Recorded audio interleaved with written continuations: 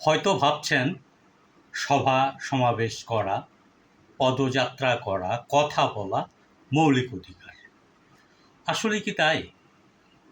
আমাদের সংবিধান মৌলিক অধিকারের 18টির মধ্যে 15টি প্রচলিত আইনে বন্দী করে রেখেছে।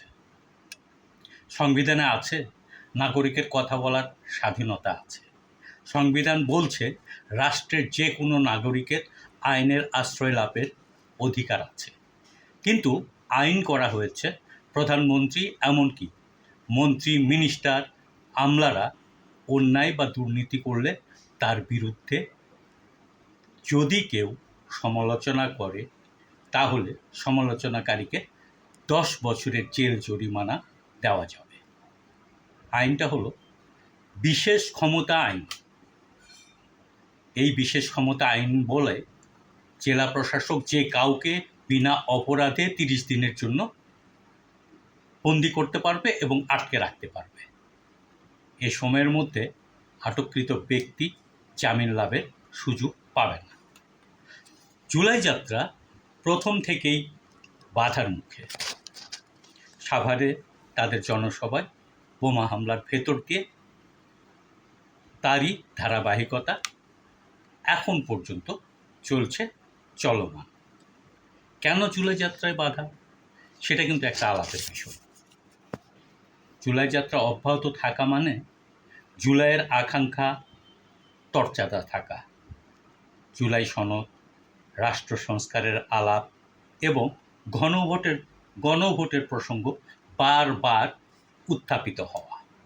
সরকার মনে করছে জুলাই নিয়ে আলাপ মানে সরকার যে বিষয় পাশ কেটে চলে যেতে চাচ্ছে, যে বিষয়টা সরকার ভুলিয়ে দিতে চাচ্ছে জনগণকে, সেটি বারবার সামনে আসবে, বারবার জনগণের মনে প্রশ্ন তৈরি হবে, জনগণ এটা নিয়ে মুখ খুলবে, কথা বলবে।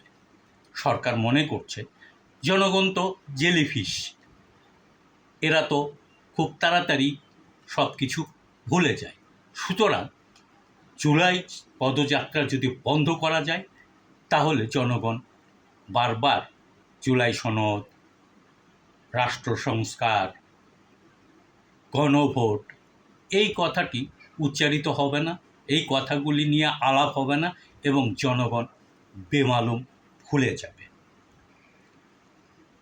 এই যে সংবিধান যে অধিকারটা খর্ব করে রেখেছে, মৌলিক অধিকারগুলি বন্দি করে রেখেছে, তার মধ্যে কিন্তু আপনার কথা বলার স্বাধীনতা, মিছিল মিটিংয়ের স্বাধীনতা, রাজনীতি করবার স্বাধীনতা, সেটাও বন্ধ করা আছে।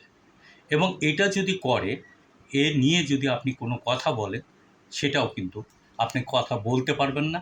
জেলা প্রশাসক আপনাকে 30 দিনের জন্য কোনো কারণ ছাড়াই বন্দি করতে পারে, আটক রাখতে পারে, জামিন পাবেন না আপনি। সরকার যা করছে তা কিন্তু সংবিধান মোতাবেক সঠিক কাজ করছে। সুতরাং এই নিয়ে আপনি যে বিচার বিভাগের কাছে যাবেন, নালিশ করবেন, আবদার করবেন, সেটার কিন্তু কোনো জায়গা নাই। সুতরাং সরকার এই যে জুলাই পদযাত্রার উপর নিপীড়ন চালাচ্ছে, ট্রাক দিয়ে পথ আগলে দিচ্ছে, পথ বন্ধ করছে, সেটা কিন্তু সরকার সাংবিধানিকভাবে সঠিক কাজ করছে।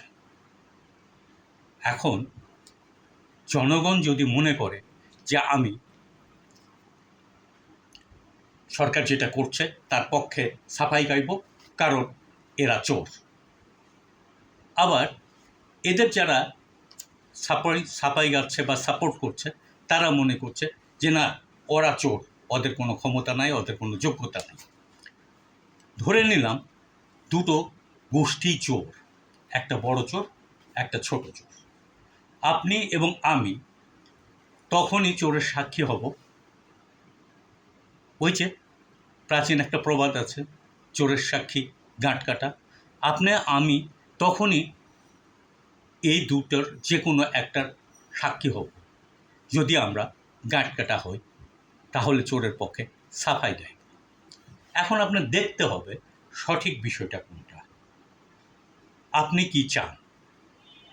আপনার সংবিধান কিন্তু আপনার সকল রাইটগুলি, সকল মৌলিক অধিকারগুলি আইনের বেড়াজালে বন্দি করে রেখেছে। সকল বলা অবশ্য ভুল, কারণ মৌলিক অধিকার যেটা 18টা বলা আছে সংবিধানে, তার মধ্যে 15টা তারা বন্দি করে রেখেছে। এখন আপনি কি চাচ্ছেন? আপনি এই জুলাই পদযাত্রার পক্ষে যদি কথা বলবেন, না সরকারের পক্ষে কথা বলবেন, সেই সিদ্ধান্তটা আপনাকে নিতে হবে। আপনি যদি যেটা চাইবেন সেটাই আপনাকে প্রকাশ্যে বলতে হবে, কোনো পক্ষকে সমর্থন না করে, সরকার পক্ষকেও না, বিরোধী পক্ষও না। কারণ আপনারা সবাই বলছেন যে সরকার পক্ষ চোর, আবার সবাই বলছেন এই যে বিরোধী পক্ষ ইয়ংরা এরা চোর। সুতরাং দুই চোরকে আপনারা সাক্ষী দিতে গেলে গাঁট কাটা হয়ে যাবেন। দুই চোরের যে কোনো একটার পক্ষ নিলে আপনারা গাঁট কাটা হয়ে যাবেন।